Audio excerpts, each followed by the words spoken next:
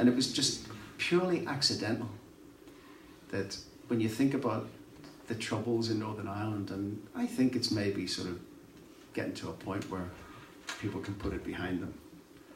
But when I sat down as a supposedly mature adult and tried to work out what the whole thing had been about, I was trying to condense it to a phrase, and I couldn't find a phrase, and then I tried to condense it to a word. And I eventually found one, thanks to the ramblings of my grandmother.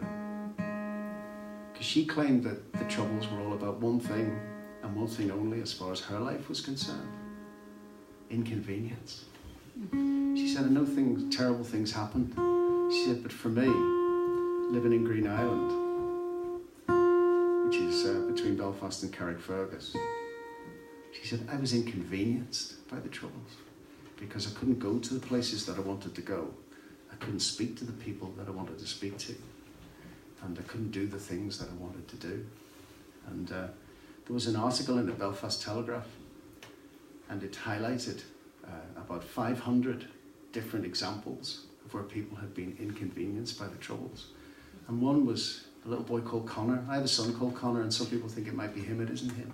It's a little boy called Connor. On his first day at secondary school in Belfast, some guys came along, so, you know, his peers maybe, I don't know who they were, but he wrote about it in the paper. And he said that they took his school bag from him and they threw it up onto the top of a bus stop.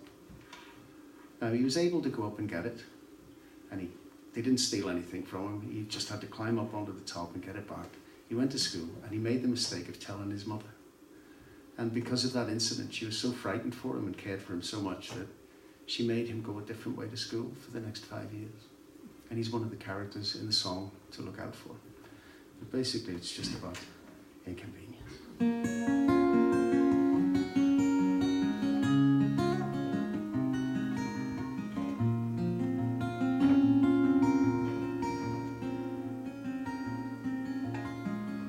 The whole family's sitting watching TV. It's the only thing that makes them feel better. No one plays the radio. The news, it's always bad. The kids, they've been keeping daddy up all night, rocking and rolling and shouting and fighting. Tomorrow is the marching season. We'll meet at the roundabout. I want to eat at the same table. I want to break the same bread. I want to march down the same streets and hear the same bands. I want to sing the same songs and say the same prayers. Together we can mend the broken years. Now Jimmy, he'd get married in September, but first of all he had to write a letter requesting dispensation just to be with the girl that he loved. And in the end, hardly anybody came. Mother sighed and blamed it on the weather. 3 cheers for the broken years. I want to eat at the same table. I want to break the same bread. I want to march down the same streets, hear the same bands. I want to sing the same songs and say the same prayers. Together we can mend the broken years. Connor's late for school again. He's out of breath and running at the double. To get his education, he had to take the long way round, for he knew that if he stayed out on the main road, the chances are he'd run into some trouble. 3 cheers for the broken years. With all those pretty colours on the pavements, the green and gold, red, white and blue and all the little broken shops and houses with badly spelt slogans on the wall. Hey, it's no wonder that everyone was leaving.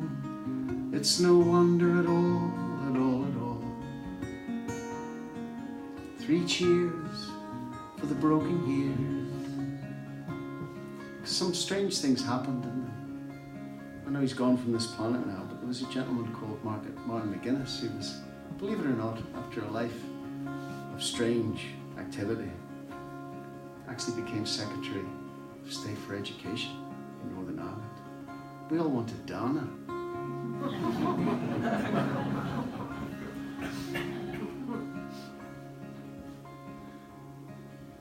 Where a mother's legacy should be a piece of wisdom or an heirloom of some sort. The only thing that my mother left me was a request 2 days before she passed away that I made all the necessary arrangements for her to become a Protestant. I said, why would you want to do that? She said, I'd rather one of them died than one of us.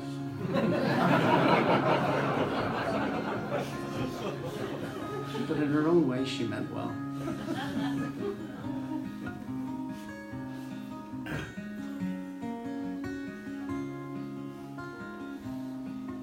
Or the 2 lions that escaped from the zoo in Belfast. And they're walking down the street, Royal Avenue, on a Saturday afternoon, the main shopping thoroughfare in Belfast, and one turns to the other and goes, there's not many people around for a Saturday, is there?